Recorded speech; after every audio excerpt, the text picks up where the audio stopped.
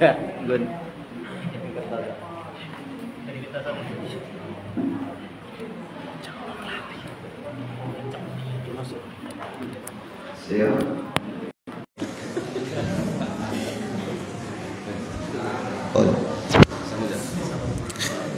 Bismillahirrahmanirrahim. Assalamualaikum warahmatullahi wabarakatuh.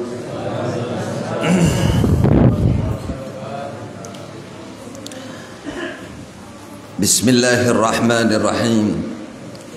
Alhamdulillahi ghafiril dhanbi wa qabilit tawb, syadidil iqabi dhit tawl, la ilaha illallah wa ilaihil masir.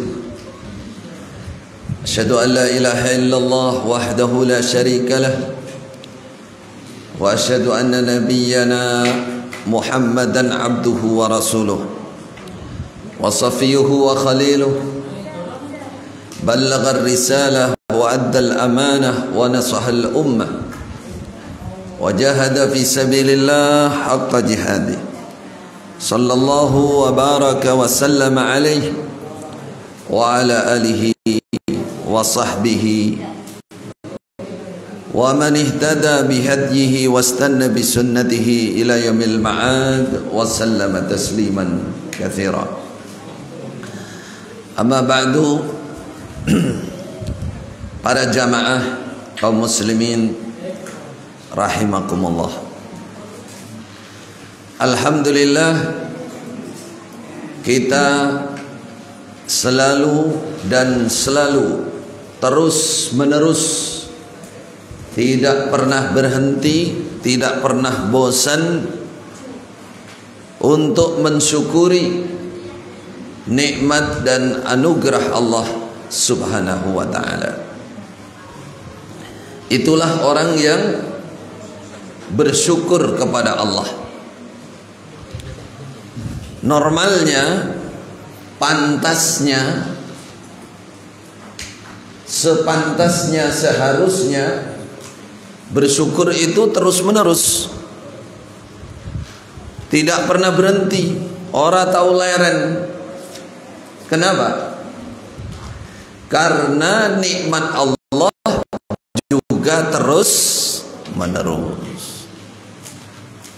Sampai kali jenengan dikasih sama orang kaya dermawan, kayak terus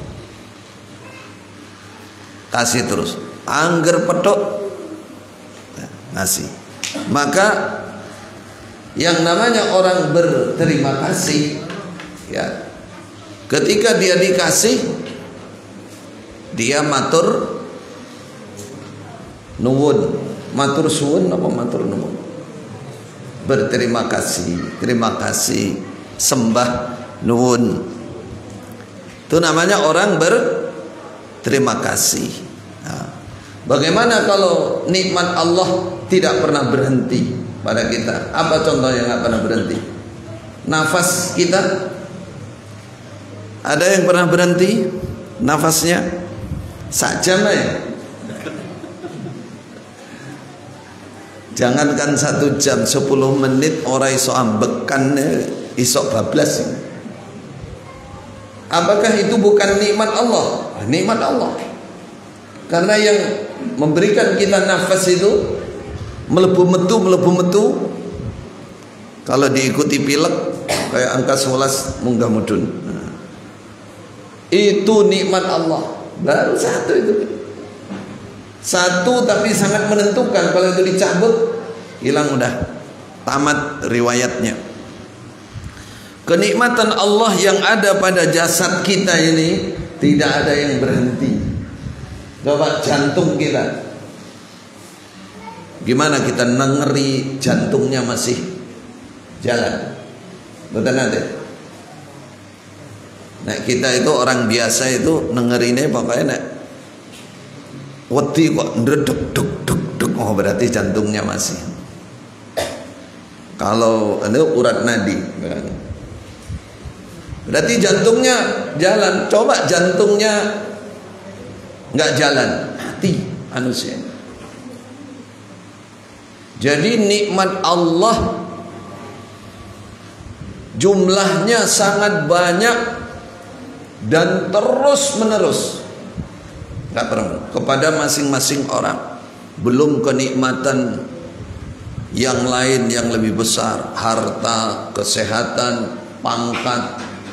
Belum nikmat hidayah, petunjuk, bisa menerima Islam. Belum nikmat bisa semangat beribadah.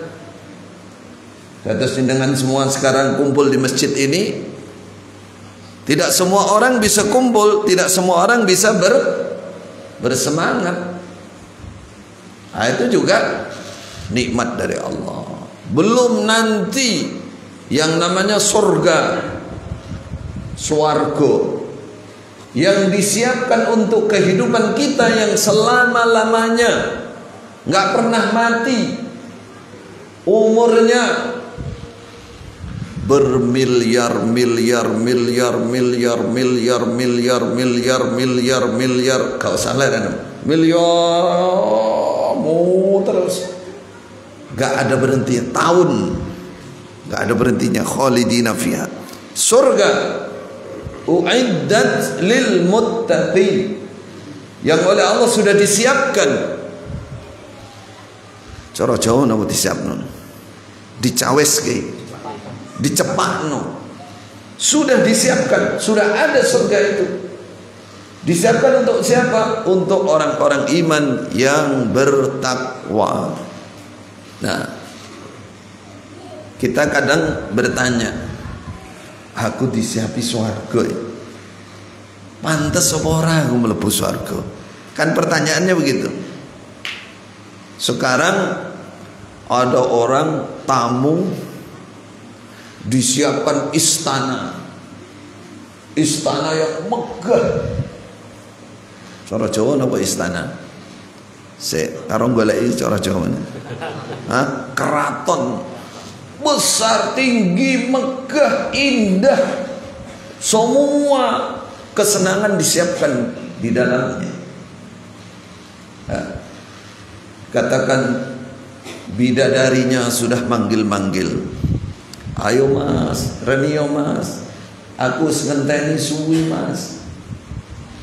Semua makanan-makanan, minuman-minuman sudah tidak tahan. Swarga asalnya nggak tahan loh. Nunggu setelah Allah dikasih tahu urung wayahe. Loh, terus kapan ya Allah? Di sababun nuzul surah Al-Mu'minun. Kapan ya Allah? Kapan ya Allah? Siapa yang akan masuk ke dalam surga? Lalu Allah menjawab ayat di awal surah Al-Mu'minun. Ada ciri-cirinya orang masuk surga. Qad aflahal mu'minun alladzina hum fi salatihim khashi'un. Sebutkan sampai ulaikahumul warithun. Baru surga mengatakan raditu ya Rabb. Sakniki kula marem, saya tunggu orang-orang itu. Saya tunggu. Dia mengatakan qad aflahal mu'minun. Sungguh untung orang-orang yang beriman, yang bersiap sungguh-sungguh untuk mencari surga. Maka malam ini di samping kita bersyukur, kita akan mengingatkan tentang bersemangat sungguh-sungguh untuk bertaubat nasuha. Kenapa? Karena ini syarat mutlak orang kembali ke surga. Siapa yang pertama dikeluarkan dari surga? Monggo dijawab. Yang pertama kali dikeluarkan dari surga, diusir ke surga. Sinten? Nabi Adam, bapak kita. Sehingga kita, kata Nabi Musa, jadi korban. Kata Nabi Musa. Tapi Nabi Musa setelah membantah Nabi Adam, gara-gara jenengan, katanya, kita semua anak turun menanggung derita, dibuang di dunia. Kata Nabi Adam, wahai Musa, itu takdir Allah, itu qadar Allah. Masa kamu mau membantah saya, padahal itu sudah qadar dari Allah. Pasti ada hikmahnya. Maka kita ingat sedikit dan kita ambil hikmah. Nabi Adam kenapa dikeluarkan dari surga? Padahal urip wis senang, tenang, tentrem, semua ada. Ya, di surga nggak pernah sakit, nggak pernah capek, nggak pernah semua yang menyusahkan itu tidak ada di surga. Bebas Nabi Adam. Lalu Nabi Adam dikeluarkan dari surga. Kenapa dikeluarkan dari surga? Ingin apa? Ditakmat makan buah khuldi. Masya Allah. Allah hanya ngasih satu peraturan. Adam, ojo mbok pangan, jangan kamu makan buah pohon ini. Intinya begitu. Kalau bahasanya lebih dalam lagi, wala taqraba, kamu jangan mendekat ke pohon ini. Mendekat saja mepet ora oleh, apa meneh makan buahnya. Masya Allah, satu larangan. Dan kelihatannya larangan ini bukan larangan yang sangat berat atau kalih mangan kata. Kalih mangan, pangan liyane akeh. Banyak. Semua buah-buah yang mungkin lebih enak banyak, semua banyak. Kesenangan yang lain banyak. Hanya satu ini kelihatannya ringan, tapi karena dilanggar oleh Nabi Adam, sebab musababnya karena terpengaruh, terpedaya oleh iblis. Jadi iblis itu targetnya bagaimana manusia ini supaya melakukan kesalahan, melakukan dosa, penentangan terhadap Allah sebagaimana dia. Terus perjuangannya iblis, mujahadah, jihadnya iblis. Jihadnya iblis itu begitu.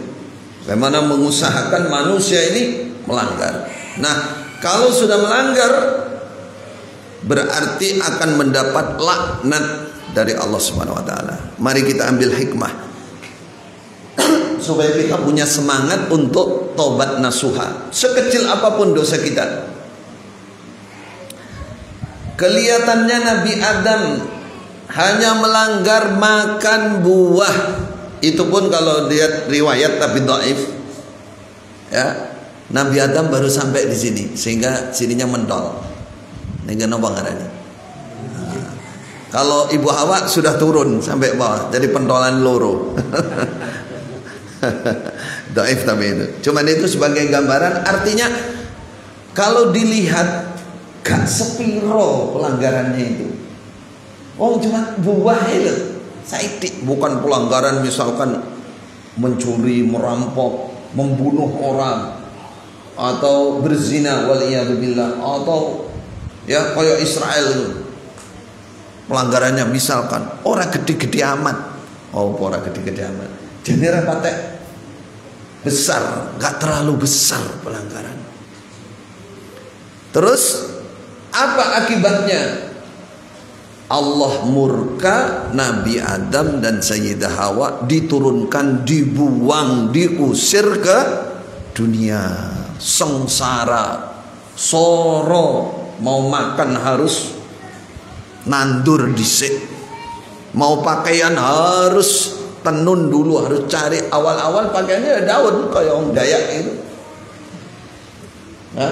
Wa khasifa wa yakhsifani alaihima min warakil jannah. Pakaian awalnya ya dari daun-daun surga, turun di dunia goleki godong daun, belum kain, belum ada kain.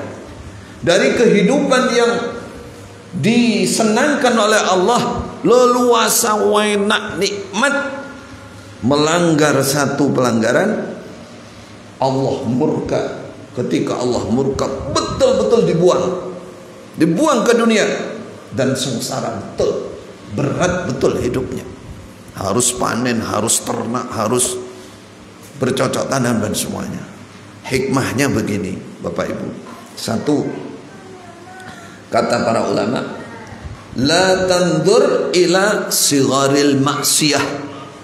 Kamu jangan melihat kecilnya kemaksiatan. Wandur ila man asaitahu. Kamu harus konsentrasi siapa yang kamu tentang perintahnya. Kenapa? Rubba saghirin minadz dzunub kabirun indallah.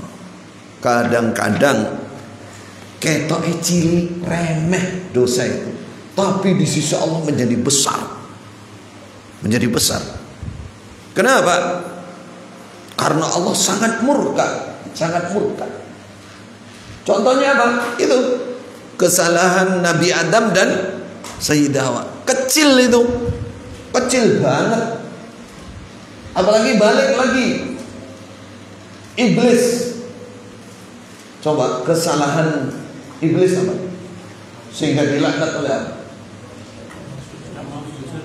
Tidak mau sujud kepada sujud, gak gelem sujud pisan tok ini. Padahal dia sudah ibadah ribuan tahun. Ini tok. Sujud dulu itu sujud penghormatan, bukan sujud ibadah kayak sholat kita. Ya kayak kita nunduk ya.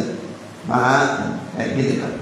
Nah, gak mau gitu tok sama Nabi Adam, dilaknat oleh Allah. Kadang-kadang dosa yang kelihatannya itu kecil menjadi besar di sisi Allah dan menimbulkan Allah murka. Kenapa?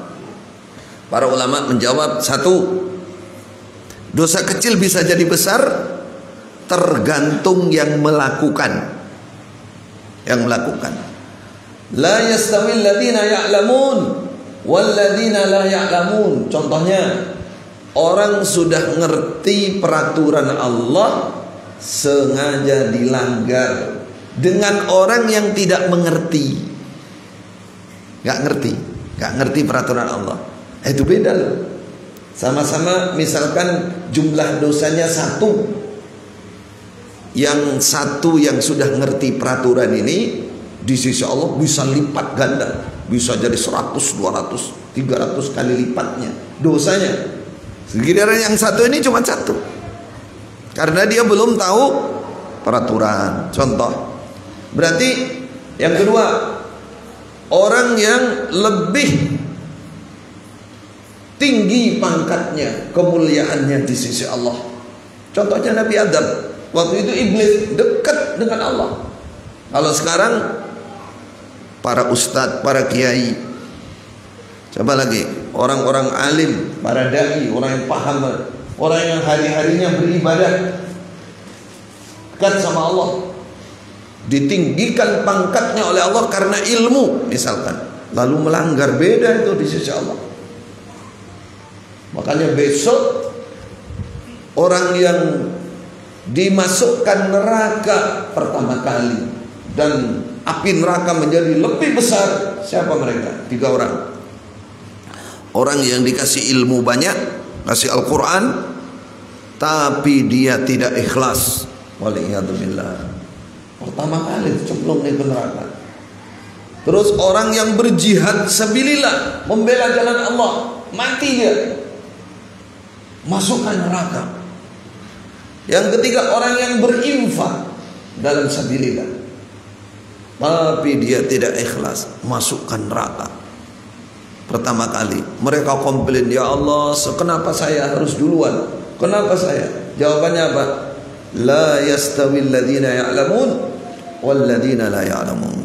Tidak sama di mata Allah orang yang ngerti ilmu, sudah ngerti peraturan, lalu dia sengaja menentang Allah. Berarti penentangan luar biasa. Kenapa orang Yahudi dimurka oleh Allah, maghdub alaihim? Kalau kita baca Fatihah itu, ghairil maghdubi alaihim, orang yang sangat dimurka oleh Allah itu Yahudi. Kenapa? Karena Yahudi mengerti dalil, mengerti kitab, namanya kitab Taurat.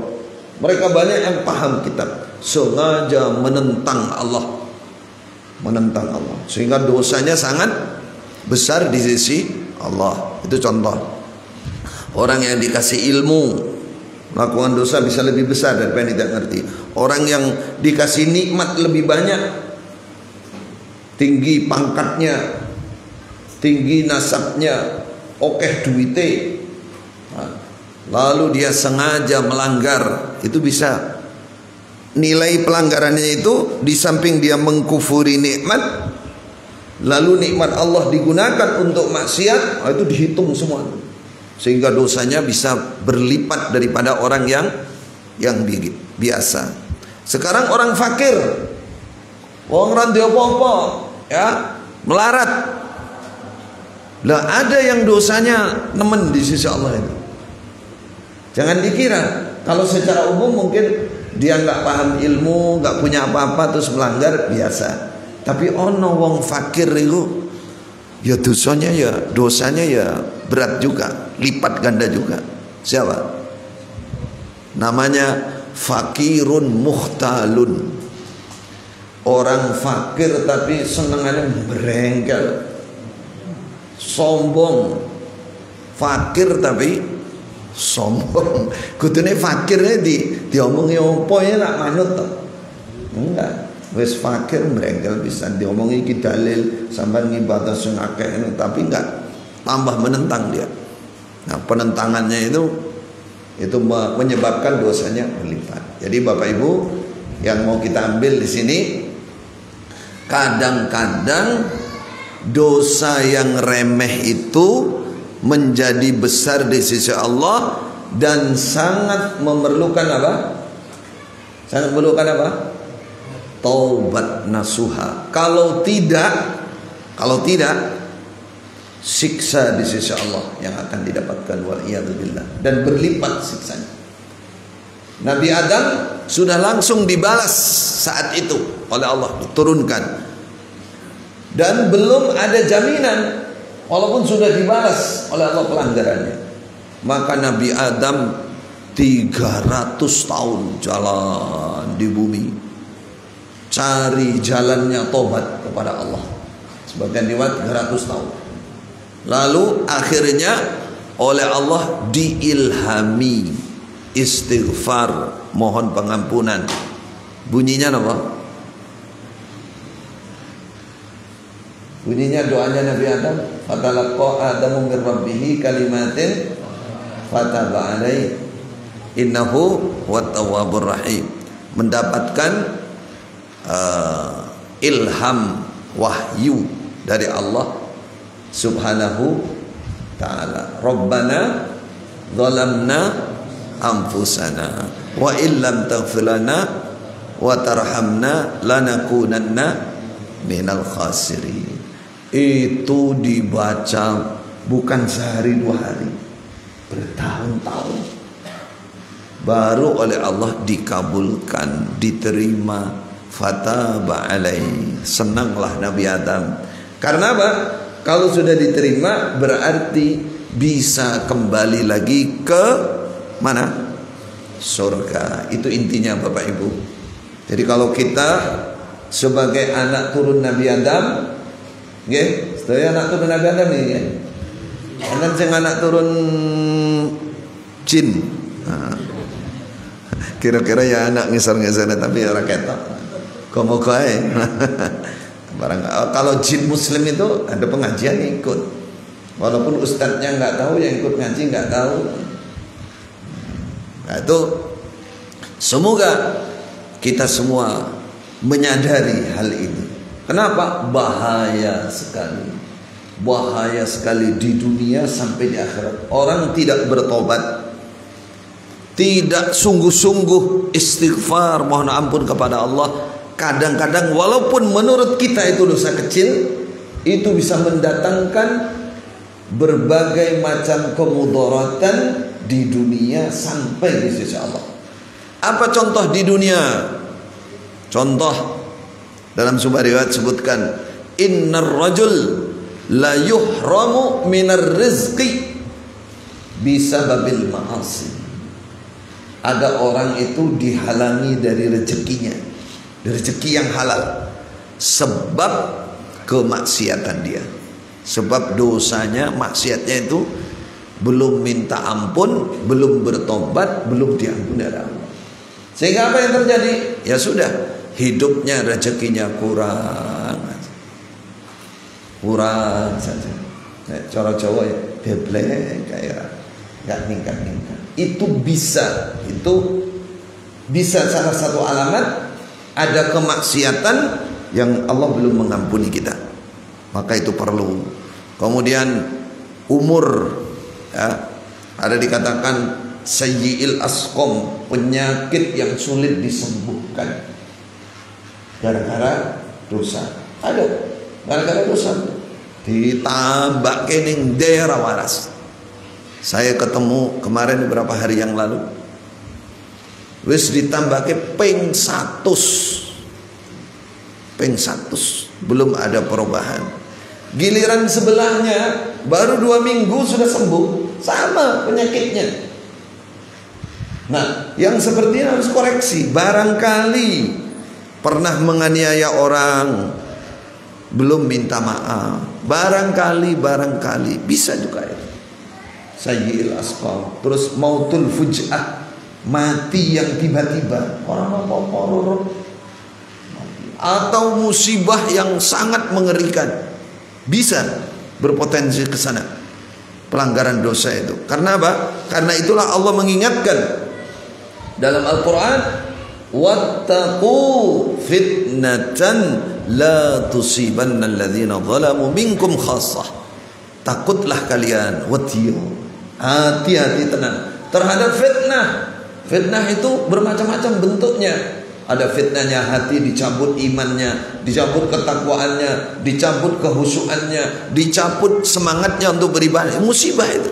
Ada fitnah yang berupa fisik, ya, hartanya dicabut, bisnisnya dicabut, apanya dicabut oleh Allah.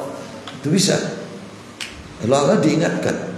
Maka perbanyaklah bertobat. Fafirru ilallah. Pernah dengar? Nanti mirengnya. Fafirru ilallah, firru ilallah. Nanti dahulu sepertiga malam. Ya, itu diomong orang wahidiyah, tapi itu dalil. Dalil itu Allah yang mengatakan fafirru ilallah. Larilah kalian kepada Allah, lari menuju Allah. Lari itu maksudnya apa? Segera mendekat mohon ampun kepada Allah. Kenapa? Karena manusia ini banyak salah. Apalagi tadi saya ingatkan secara khusus, kesalahan sedikit bisa menjadi besar, bisa menjadi sebab musabab susahnya kehidupan dunia ini sampai di akhirat. Maka harus semangat bertobat. Saya bacakan dalil-dalilnya, keutamaan dari kitab At-Targhib wa Tarhib. Yang harus disepakati di muqaddimah ini, bahwa kita semua harus membutuhkan semangat bertobat yang sungguh kepada Allah. Menunjukkan itu. Diriwayatkan oleh Imam Muslim, dikeluarkan oleh Imam Muslim Nasai dari Abi Musa. Innallaha azza wa jalla yabsutu yadahu bil-lail.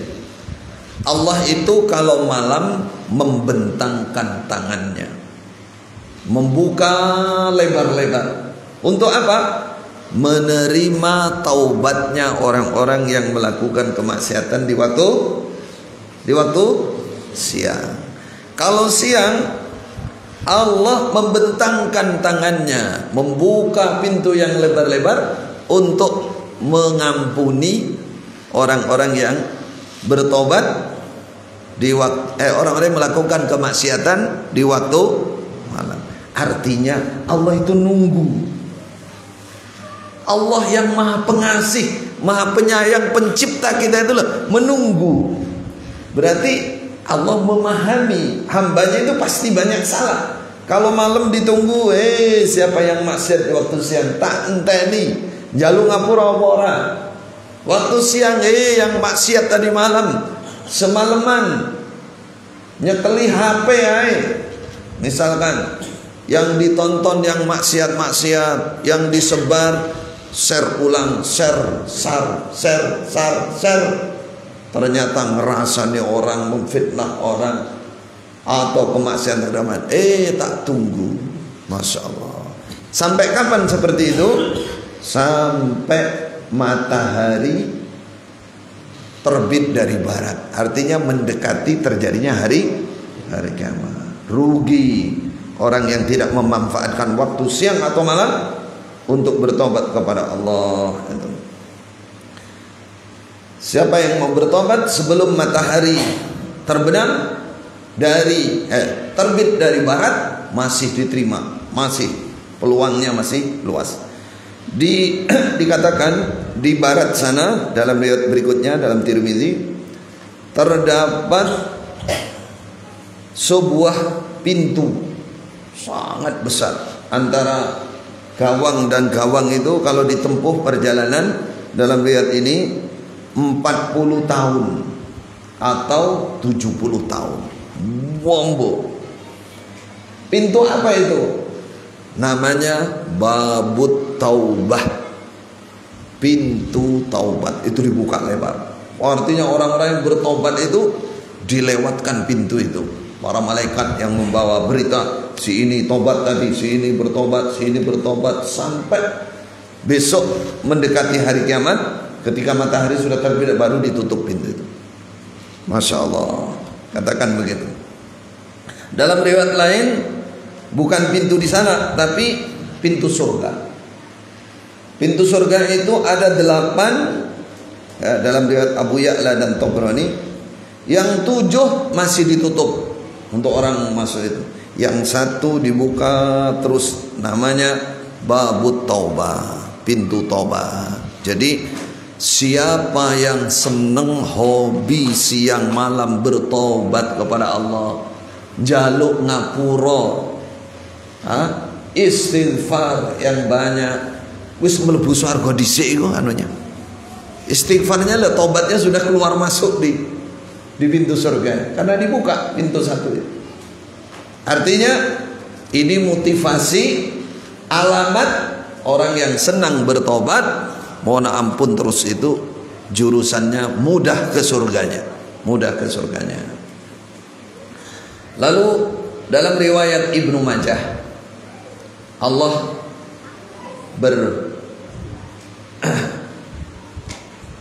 Rasulullah bersabda, seandainya kalian melakukan kesalahan, lau akhta'tum hatta tablugha's sama', kamu melakukan kesalahan, saking banyaknya kesalahan dulu, tumpuk-tumpuk sampai mentok langit. Satu orang tuh mentok langit, dari bumi ke langit pinten adoe? Berapa jauhnya? Berapa kilo? Pinten kilo? Kalau kata orang Madura ya tetap jauh itu walaupun kelihatan. Tapi kalau kata Rasulullah itu perjalanan 500 tahun. Kira-kira kalau ditumpuk dosa segini banyaknya, satu orang sampai mentok sapiro ya dosanya. Kata Rasulullah, kalau kamu betul sampai melakukannya sepenuh sampai langit sana, thumma tubtum lataballahu alaikum, kemudian kamu mau bertobat kepada Allah, kembali kepada Allah, Allah pasti menerima. Berarti Allah itu maha penyayang, sangat welas, maha pengampun, maha pemaaf, maha menerima tobatnya hamba. Fala tudayyi'u, kata para ulama, la tudayyi'u at-tawwab ar-rahim. Banyak sifat Allah itu kalau sudah at-tawwab digandeng ar-rahim. Kata para ulama, jangan pernah kamu sia-siakan Allah yang sangat mengasihi kamu, sangat memberikan kepastian menerima tobat kamu. Bagaimana kamu banyak melakukan dosa, jarang bertobat kepada Allah, jarang mohon ampun, padahal Allah itu menunggu. Allah itu sangat menyayangi. Betapa ruginya orang yang melakukan hal seperti itu. Katakan semua anak Adam takdirnya itu banyak salahnya, sudah bawaannya. Cara Jawa nama gawan bayi. Tidak ada yang sempurna, nggak ada. mesti keliru, mbuh disengaja, mbuh enggak. Karena anak Adam itu enggak sempurna, dhaifah, lemah. Ya, tidak ada yang sempurna, tidak ada yang maksum kecuali para rasul, para nabi. Nah, kalau sudah banyak dosa, banyak kesalahan, anak Adam itu hina dina, remeh, asor. Tapi Allah Maha Penyayang kepada anak Adam. Bagaimana Allah penyayang? Buka pintu tobat tadi. Kalau dia mau kembali kepada Allah, bertobat, mohon ampun kepada Allah, itu menjadi manusia, menjadi hamba terbaik. Wa khairul khatta'ina at-tawwabun. Nah, kalau kita berhenti menyerah pada kodrat kita, oke, salah ya, aku yo pancene aku diciptakan oleh Allah, memang banyak dosa yang aku terima itu, sak dermo itu, sak nampa qadar. Ya, jangan berhenti di situ. Memang ditakdir begitu, tapi Allah membuka kehormatan untuk anak Adam jika dia mau sering bertobat kepada Allah. Jadilah dia orang yang mulia di sisi Allah, mulia di sisi Allah. Ketika ada anak Adam yang melakukan kesalahan berulang kali, lalu bertobatnya berulang kali, bagaimana kira-kira? Apakah Allah bosan? Apakah Allah merasa dihina, diremehkan? Kalau manusia kan begitu. Coba kita lakukan kesalahan kepada orang, jaluk ngapura, sok baleni meneh, jaluk ngapura meneh, sok baleni meneh, jaluk ngapura. Kira-kira orangnya gimana? Oh, marah dia. Pertanyaannya, bagaimana kalau itu Allah? Masya Allah. Kalau kita betul nasuha, nasuha itu dari dalam hati sini. Ya Allah, hambamu lemah ya Allah, mohon ampun ya Allah, sayangi ya Allah. Dari hati, nasuha tenan, lahir batin tenan. Justru Allah mengatakan ini dalam riwayat disebutkan dalam Bukhari dan Muslim, 3 kali ada orang melakukan kesalahan 3 kali. Tobat dia, habis itu dia melakukan kesalahan lagi, tobat lagi, habis itu melakukan kesalahan lagi, tobat lagi. Apa kata Allah? Alima abdi anna lahu rabban yaghfiru dzamba. Hambaku ini tahu betul, ngerti betul bahwa dia punya Allah, dia punya Allah, dia punya Tuhan yang mengampuni dosa-dosa. Loh, malah begitu kan? Apa kata Allah berikutnya? Ghafartu li abdi falyamal ma syaa. Saya ampuni kamu wahai hambaku. Tapi harus nasuha ya. Bukan hapus-hapus. Ya Allah, saya bertobat ya Allah, tapi sok tak lakon meneh aku. Enggak, kalau ini menyesal betul, merasa dirinya lemah. Enggak bisa menghindari dosa-dosa tanpa penjagaan dari Allah. Merasa lemah, saya sudah berusaha ya Allah, tapi saya mengulang lagi. Misalkan nasuha betul, jujur, maka Allah mengatakan qad ghafartu li abdi falyamal ma syaa. Silahkanlah mau berbuat apa, pokoknya usaha. Adapun kok terulang lagi, jangan bosan bertobat. Ada seorang sahabat, kesalahannya itu besar, dosanya dosa besar, minum arak, mabuk, rasanya itu mabuk. Terus ketangkep, dibawa ke depan Rasulullah sallallahu alaihi wasallam, dicambuk, ya, dicambuk. Habis itu setelah dicambuk, berapa hari lagi tangkap lagi, cambuk lagi. Cambuk itu pembuktian dia bertobat dalam Islam, dalam hukum Islam, berkali-kali. Akhirnya sahabat yang sambil ngepui karo misui, wah rek kok kapok empok nih, tak pukuli karo misuh, tapi ngemplang karo misuh. Kata Rasulullah, la tasubbu, jangan kamu pisui orang ini. Innahu yuhibbullaha wa rasulah, orang ini cinta betul kepada Allah dan Rasulnya. Kamu nggak tahu isi hati dia. Bisa-bisa dia lebih mulia daripada kamu di sisi Allah. Karena dia sudah ada kepastian dia cintanya kepada Allah Rasul diterima. Masya Allah. Nggak ada betapa mulianya orang yang mau apa? Bertobat dengan nasuha kepada Allah Subhanahu wa ta'ala. Subhanahu wa ta'ala. Lanjut apa? Adzan dulu apa? Mau adzan dulu? Oke, Allah, tafadhal.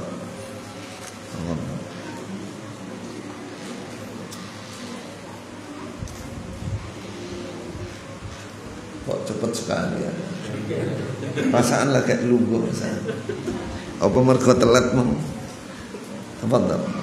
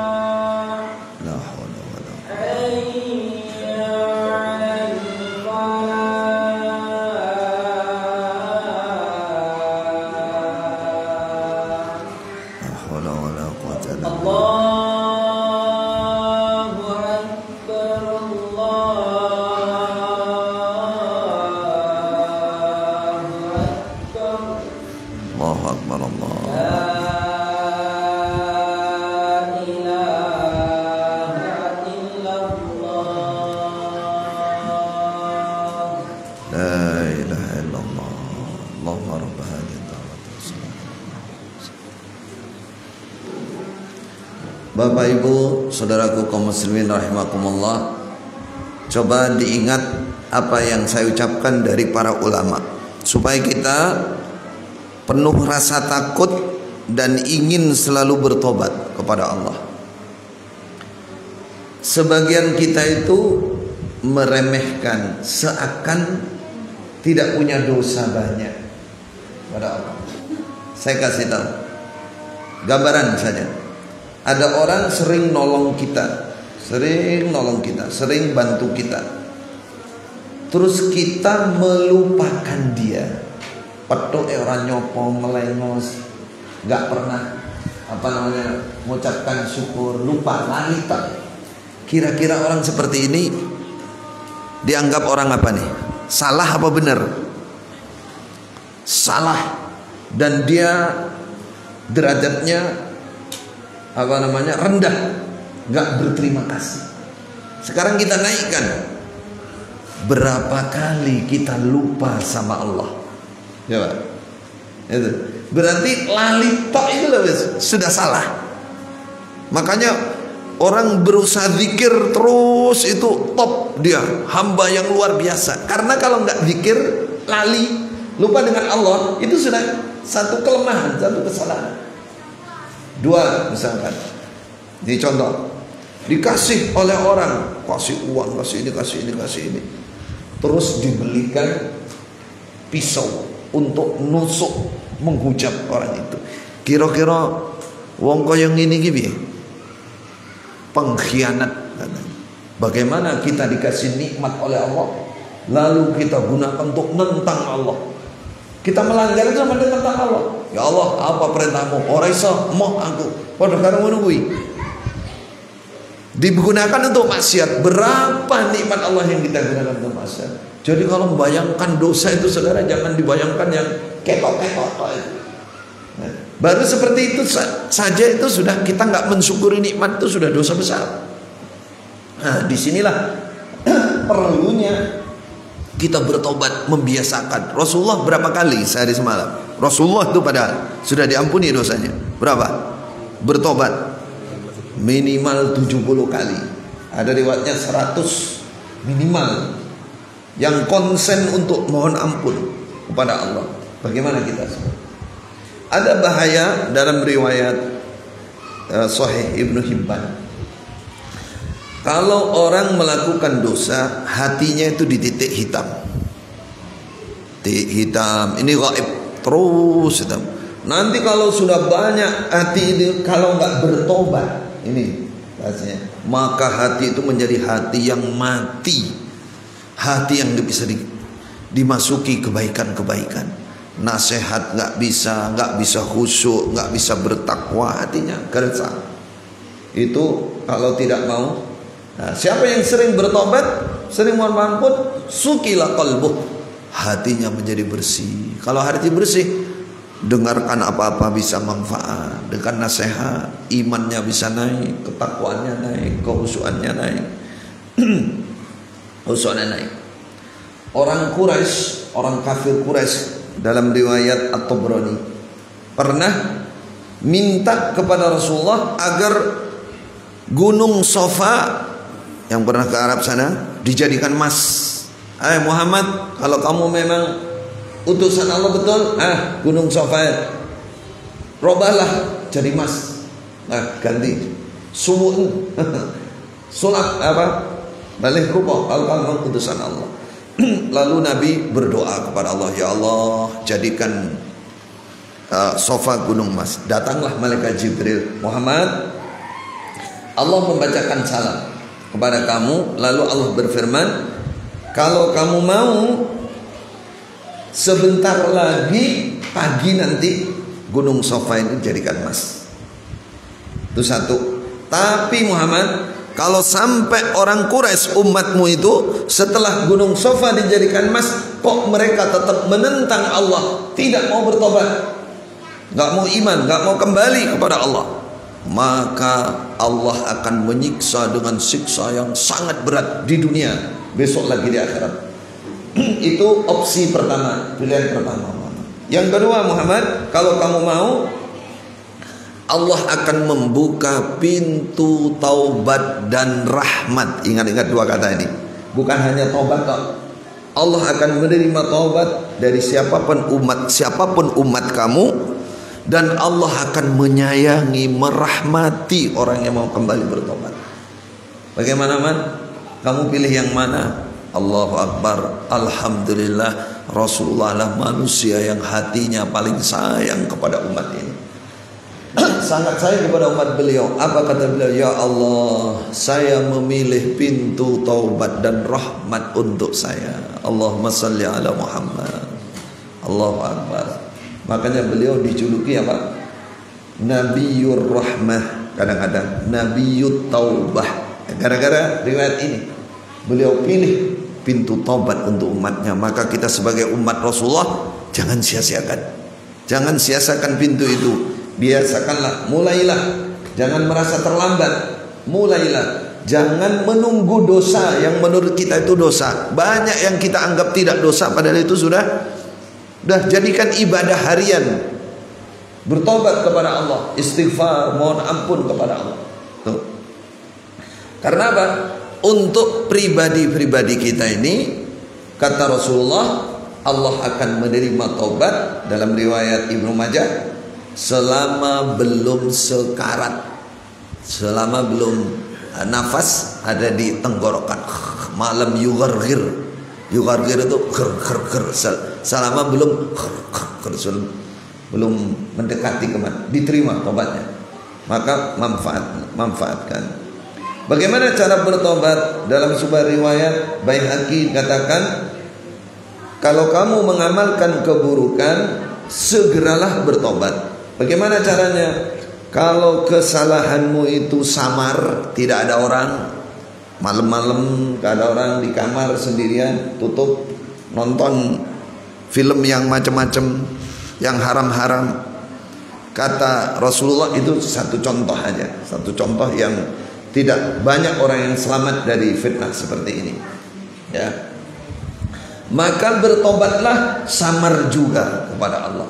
Katakan as-sirru bis-sirri wal alaniyatu bil alaniyah. Kalau melakukan kesalahan yang tampak jelas, ya tobatnya harus kamu tampakkan. Ya, misalkan korupsi, kesalahan apa betul nih? Ayo, silakan dijawab. Kesalahan. Tobatnya gimana? Tampakkan, kamu bertobat, berhenti, kembalikan itu uang rakyat. Itu misalkan terang-terangan. Jangan aku bertobat tapi aku ya sembunyi, itu khusus aku dengan Allah. Enggak, pelanggaranmu. Kelihatan orang. Tobatmu harus tampak juga. Nah, itu. Misalkan ijazah palsu. Misalkan dia harus ditunjukkan, minta maaf, ini ijazahku palsu, aku tobat, aku gitu. Jangan didelik terus delik terus, jangan. Sopo sih maksudnya. Itu caranya bertobat dalam Islam. Nah, ketika seorang hamba mau bertobat, ini dalam riwayat Al-Asbihani ya, katakan, maka Allah membuat malaikat-malaikat yang menjaga itu, yang menjaga kita, yang hari-hari nyatat itu, dibikin lupa sama dosa kita itu, sehingga mereka nggak komplain. Malaikat hafadzah, kemudian anggota badannya ini besok akan bisa berbunyi itu, memberikan kesaksian di hadapan Allah. Atau bumi yang kita pijak itu besok bisa bersuara tuh. Tapi malaikat, anggota badan kita, kemudian bumi, kalau kita bertobat, ini perhatikan, saking topnya tobat ini, Allah menghapus dosanya. Lalu yang harusnya besok menjadi saksi di sisi Allah, muni lali, lupa. Bagaimana tidak mulia banget, kemuliaan luar biasa orang mau bertobat itu. Bersemangatlah saudara, tobat nasuha, jangan berhenti, ya, jangan berhenti. Katakan dalam sebuah riwayat sebagai beberapa penutupan ya, katakan ada seorang wanita dari Juhainah. Ini contoh bertobat, rela bertobat walaupun harus berkorban. Dia hamil karena perzinahan. Dia datang kepada Rasulullah sallallahu alaihi wasallam, ya. Dia mengatakan, wahai Rasulullah, saya telah melakukan pelanggaran, saya bertobat, tolong saya dilaksanakan hukuman untuk saya. Hukumannya dalam Islam apa? Ranjam sampai mati. Anjam sampai mati. Rasulullah heran melihat wanita ini, kok berani. Ini contoh nasuha. Orang kalau nasuha tobatnya itu, dia nggak mikirkan apa, kematian pun dia berani, menunjukkan dia ingin sekali mendapatkan pengampunan dari Allah Subhanahu wa ta'ala. Lalu karena dia hamil, disuruh pulang dulu, bukan diranjam bersama anaknya sampai melahirkan. Waktu melahirkan, sudah melahirkan, dia datang lagi, bukan nggak datang, saking dia ingin bertobat, dia gendong bayinya. Kata Rasulullah melihat bayinya, kasihan, pulang dulu sampai kamu nyapih anak kamu. Allahu Akbar. 2 tahun mungkin dia balik, sudah bawa anaknya, pegang roti, makan roti anaknya. Terus anaknya oleh Rasulullah disuruh, seseorang suruh membawa, baru dia ranjam. Setelah dia mati, kemudian Rasulullah menyolati dia. Perhatikan saudara, betapa mulianya perbuatan bertobat nasuha pada Allah. Sampai Rasulullah menghormati dia, padahal dia telah melakukan apa? Perzinahan. Rasulullah menghormati, menghargai dia mau bertobat. Lalu Khalifah Umar mengatakan, wahai Rasulullah, apakah engkau menyolati dia padahal dia telah melakukan pelanggaran yang besar? Apa kata Rasulullah? Lau qusimat baina sab'in min ahli Madinah la wasi'athum. Umar, kamu tahu enggak tobatnya wanita itu kalau digunakan oleh 70 orang di sini untuk bertobat, pasti Allah menerima tobatnya 70 orang. Jadi saking topnya tobat wanita ini di sisi Allah nilainya itu 70 kali lipatnya orang biasa. 70 kali lipatnya orang biasa. Rasul menunjukkan itu, lihat. Kamu ingin tahu nggak bukti bahwa dia bertobat betul kepada Allah? Dia rela mati karena dia ingin pengampunan Allah Subhanahu wa ta'ala. Zaman Bani Israel ada seorang dalam riwayat Ibnu Hibban namanya Al-Kiflu, orang yang banyak tanggungan dosa, semua dosa dia kerjakan udah. Terakhir dia mencintai atau menyenangi seorang wanita, tapi wanita itu ngasih persyaratan. Saya mau jika kamu bisa ngasih saya, dikatakan sitina dinaron, 60 dinar. 1 dinar itu 4 gram mas. 1 dinar berarti kalau 60, 4 kali 60 240 gram. Berarti pinten cara duitnya ini? 240 juta. Nah, sekali naik itu, wah kalau di Indonesia dapat pirang truk ya. Oh, ngono sing serembian kayak selawe geblat dhewe lah zaman biyen.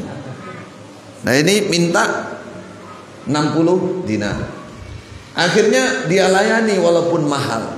Sudah berdua di dalam kamar, sudah siap, dia mulai mau memegang wanita itu, wanitanya gemeter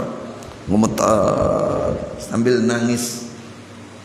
Katanya orang itu, yang laki-laki itu, loh, kenapa kamu gemeter? Kenapa kamu nangis? Bukankah ini sudah saya siapkan ini 60 dinar? Kenapa kamu takut? Katanya, apa kata dia? La walakinnahu amalun ma amiltuhu qattu. Bukan masalah itu, saya belum pernah melakukan seperti ini, kata wanita. Loh, kenapa kamu seperti ini? Ma hamalani alaihi illal hajah. Aku keadaan kepepet, keadaan fakir, aku nggak bisa makan, keluargaku nggak ada, jadi aku melarang. Baru rajul ini yang banyak hari-harinya penuh dengan kemaksiatan baru dibuka hatinya oleh Allah. Dia katakan, ya Allah, orang ini mau melakukan hal seperti ini karena nggak punya apa-apa, sedangkan saya itu apa-apa punya, ya Allah. Melakukannya ringan, orang ini baru mau melakukan sudah takut. Kenapa aku tidak takut kepadamu, ya Allah? Akhirnya dia kasihkan uang 60 dinar itu, 240 juta itu. Kemudian dia pergi menjadi hamba Allah yang langsung menghadap Allah. Dan malam itu dia menyatakan bertobat, sujud, berdoa kepada Allah. Menjelang pagi mati dia, cabut nyawanya. Maka di pintunya tertulis fa'asbaha maktuban ala babih innallaha qad ghafara lil kifli. Di pintunya dulu zaman Bani Israel, kalau orang bertobat kepada Allah, kalau diterima ada tulisan. Tahu-tahu ada tulisan di pintunya, sungguh Allah telah menerima tobatnya si Kifli, katakan si Kifli. Kalau nggak diterima ya nggak ada tulisannya. Kadang tulisannya lain, Allah murka kepada orang ini. Yang mau diambil bagaimana? Betapa dosa yang sebanyak itu dengan taubat nasuha dalam satu kali kejadian, ketika Allah meridai, diterima taubat, diampuni dosa-dosanya. Maka saudara yang dirahmati Allah, yang paling penting adalah bertobat nasuha. Bagaimana tobat nasuha? Lahir batin, tidak ada yang disembunyikan di mata Allah. Ya Allah, saya melakukan ini saya salah ya Allah. Lalu menyesali perbuatannya, saya menyesal ya Allah. An-nadamah, taubah. Setelah itu sudah menyesali, tadi mengakui, menyesali, lalu mohon ampun kepada Allah. Ampuni hambamu ya Allah, tidak ada yang berhak mengampuni kecuali Engkau. Setelah itu berhenti berusaha, berhenti melakukan kesalahan itu, diganti perbuatan baik. Cara Jawa golek pulian itu, wa amila sholihah. Apa golek puliannya? Kalau di dalam Islam syariat kita banyak, contohnya haji, umrah, dan pengampunan dosa, sedekah, sedekah yang banyak, karena sedekah itu bisa menunjukkan bahwa dia bertobat kepada Allah. Sahabat Nabi kalau sudah diterima tobatnya itu, ada yang siap melepaskan kebunnya. Saya serahkan kebun saya wa Rasulullah sebagai bukti saya bertobat kepada Allah. Jadi bersedekah, berbuat kebaikan-kebaikan yang berlipat ganda, menjadikan dirinya orang yang bertobat nasuha. Jadi tobat nasuha mengakui dosa-dosa, apalagi mengakui dosa, menyesali, kewetun tenan, ya Allah saya berhenti, lalu mohon ampun, lalu golek pulian kebaikan, pulian kebaikan. Kalau berhasil saudara, banyak yang oleh Allah asalnya manusia rendah sekali, hina sekali, akhirnya dia diangkat dunia sampai akhirat menjadi manusia termulia. Contohnya siapa? Fudail ibnu Iyad, seorang perampok, peminum, pezina. Ya, suatu malam dia naik di rumah orang, ingin menjumpai wanita yang dia senangi. Kemudian dia mendengar ayat, apakah belum waktunya orang-orang iman untuk khusyuk kembali kepada Allah, bertobat kepada Allah. Langsung dia turun dari tembok itu mengatakan, atubu ilaika ya Rabb, saya kembali kepadamu ya Allah. Sejak itu terus dia hijrah ke Mekah, mencari ilmu, beribadah. Jadilah beliau orang yang alim, hakim, dzawil hikmah. Kata-kata dia harian itu, sekarang kan ada begini, kata-kata hari ini. Kata-kata dia harian itu penuh dengan hikmah dan sampai kepada kita dan ditirukan oleh umat. Jadi menjadi orang alim yang jadi sorotan, jadi uswatun hasanah. Apa contohnya? Contohnya begini, beliau mengatakan, apakah tidak malu orang yang mengatakan cinta Allah tapi kalau malam tidur terus? Kata beliau, sungguh malu. Orang katakan cinta pada Allah tapi kekasihnya datang dia ngorok. Apa yang mungkin, apa yang tumon, kata dia. Ra mungkin. Ucapannya sampai kepada memberikan semangat, motivasi kepada kita untuk bangun malam, berjumpa dengan kekasih yang sesungguhnya. Allah sepertiga malam dekat, hei hambaku bangun, mohon ampun kepadaku, tak ampuni, minta saya kasih. Allahu Akbar. Ada yang tanya kepada beliau, Fudail bin Iyad, saya sudah nyiapkan air, saya sudah nyiapkan semua untuk bangun malam, sudah tidur, tapi tetap nggak bisa bangun malam nih gua, kayak so tangi begini gua. Apa kata beliau? Kabbalatka dzunubuka. Ini yang mau saya ambil salah satu. Kamu dibelenggu, diikat, gak iso tangi.